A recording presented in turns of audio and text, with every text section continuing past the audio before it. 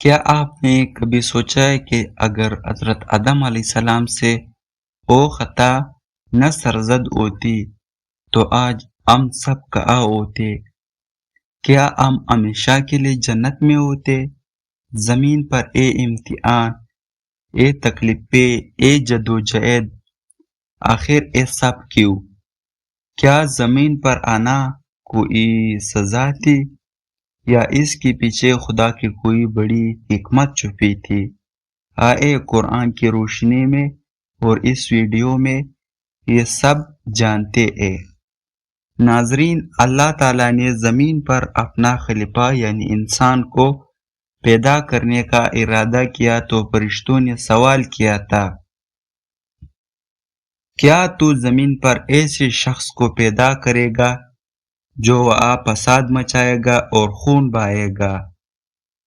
جس پر اللہ تعالیٰ نے فرمایا، میں وہ جانتا ہوں جو تم نہیں جانتے۔ اس کے بعد حضرت آدم علیہ السلام کی تخلیق ہوئی، فرشتوں کو سجدے کا حکم دیا گیا اور پھر اللہ تعالیٰ نے آدم علیہ السلام اور ان کی زوجہ کو جنت میں رہنے کی اجازت دی۔ جنت میں انہیں ہر قسم کی نعمت دی گئی، بس ایک درخت کے قریب جانے سے منع کیا گیا کہ یہ تمہارے لیے آزمائش ہے، لیکن شیطان نے فریب دیا، وسوسہ ڈالا اور آدم و حوا سے بھول ہو گئی، جس کا ذکر اللہ نے قرآن میں کیا ہے۔ اس بھول کے بعد وہ لمحہ آیا جب زمین پر انسان کے سفر کا آغاز ہو گیا۔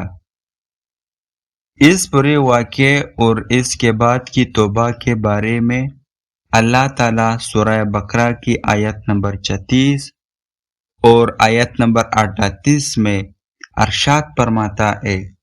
انشاءاللہ عربی آپ لوگ بھی پڑھ سکتے ہوں گے، میں ترجمہ سناؤں گا۔ ترجمہ: پھر شیطان نے ان دونوں کو وہاں سے لغزش میں مبتلا کر دیا اور جس عیش و آرام میں وہ تھے اس سے ان کو نکلوا دیا، اور ہم نے کہا تم سب یہاں سے اتر جاؤ، تم میں سے بعض بعض کے دشمن ہوں گے اور تمہارے لیے زمین پر ایک وقت مقررہ تک ٹھکانہ اور سامان زندگی ہے۔ اور پھر سورہ بقرہ کی آیت نمبر 38 میں اللہ تعالیٰ نے فرمایا۔ ترجمہ: ہم نے حکم دیا کہ تم سب یہاں سے اتر جاؤ، پھر جب تمہارے پاس میری طرف سے کوئی ہدایت پہنچے تو جو میری اس ہدایت کی پیروی کرے گا نہ ان پر کوئی خوف ہوگا اور نہ ہی کوئی غمگین ہوگے۔ اس کی تشریح اور حکمت عملی ہم کچھ یوں کریں گے۔ پیارے ناظرین، غور کیجئے، ان آیات میں کتنے گہری حکمت پوشیدہ اور چھپی ہے۔ بہت سے لوگ سمجھتے ہیں کہ جنت سے زمین پر آنا صرف ایک سزا تھی، لیکن یہ ایک غلط فہمی ہے۔ لیکن حقیقت یہ ہے کہ اللہ تعالیٰ نے آدم علیہ السلام کو زمین پر خلیفہ یعنی نائب بنانے کا فیصلہ کیا کہ میں آدم علیہ السلام کو زمین پر اپنا نائب بنا کر بھیجوں گا۔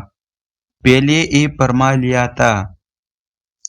جب آدم علیہ السلام نے اپنی غلطی پر ندامت محسوس کی، اپنے رب سے توبہ کی اور وہی کلمات توبہ سیکھے جو اللہ نے انہیں الہام کیا، ربنا ظلمنا انفسنا، تو اللہ نے ان کی توبہ پوری قبول فرمائی۔ زمین پر آنا کوئی مستقل محرومی نہیں تھی، بلکہ یہ انسان کی تربیت کا پہلا زینہ یعنی سیڑھی تھا۔ اگر انسان زمین پر نہ آتا تو وہ اپنی صلاحیتیں کیسے دکھاتا؟ وہ صبر، شکر، جہاد نفس، محبت، قربانی اور بندگی کے وہ درجات کیسے طے کرتا جو صرف امتحان کے بٹی میں تپ کر ہی اصل ہو سکتے ہیں۔ زمین پر اترنے کا مقصد یہ تھا کہ انسان کو اختیار دیا جائے، اسے اچھے اور برے کی تمیز سکھائی جائے، اور پھر دیکھا جائے کہ کون اپنی آزادی کا استعمال کر کے اپنے رب کو راضی کرتا ہے۔ حدیث مبارکہ میں آتا ہے، اس بات کی تائید ہمیں حدیث سے بھی ملتی ہے۔ صحیح مسلم کی ایک روایت کے مطابق نبی کریم صلی اللہ علیہ وآلہ وسلم نے جمعہ کے دن کا ذکر کرتے ہوئے فرمایا کہ اسی دن حضرت آدم علیہ السلام کو پیدا کیے گئے تھے، اسی دن انہیں جنت میں داخل کیا گیا اور اسی دن انہیں زمین پر اتارا گیا۔ علماء کرام فرماتے ہیں کہ اس واقعے میں انسان کے لیے یہ درس ہے کہ انسان خطا کار ہو سکتا ہے کیونکہ وہ کمزور بنایا گیا ہے، لیکن اصل کمال یہ کہ وہ اپنی خطا پر اڑا نہ رہے بلکہ فوراً اپنے رب کی طرف پلٹ آئے، جیسے کہ ایک اور حدیث کا مفہوم ہے، ہر انسان خطا کار ہے اور بہترین خطا کار وہ ہے جو توبہ کرے۔ اس کی سبق آموز نقطہ یہ ہے کہ اس برے واقعے سے ہمارے لیے سب سے بڑا سبق یہ کہ زندگی مشکلات، مصائب اور آزمائشیں کوئی عذاب نہیں ہے بلکہ یہ وہ میدان عمل ہے جہاں اللہ ہماری اصلیت جاننا چاہتا ہے۔ اگر آپ سے زندگی میں کوئی گناہ یا غلطی ہو گئی ہے تو مایوس مت ہو، شیطان کا کام انسان کو مایوسی کے گڑھے میں دھکیلنا ہے، اور اللہ کے دروازہ توبہ کرنے کے لیے اور توبہ کرنے والوں کے لیے ہمیشہ کھلا رہتا ہے۔ حضرت آدم علیہ السلام کی طرح ہاتھ اٹھائے، اپنے رب سے معافی مانگے اور اپنی زندگی کو اللہ کی ہدایت کے مطابق ڈھال لے۔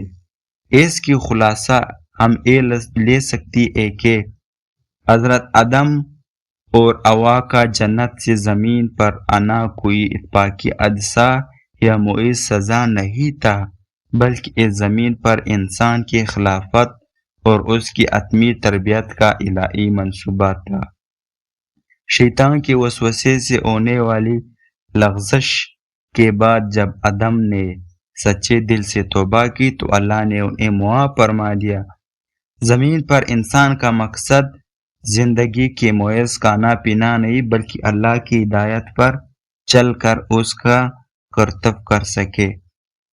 اگر یہ واقعہ آپ کو اچھی لگی تو آنے والے واقعے کے لیے میرے چینل امید خدا کو سبسکرائب کرے اور بیل آئیکن کو دبائے۔ اپنا بہت سارا خیال رکھیے گا۔ اللہ حافظ۔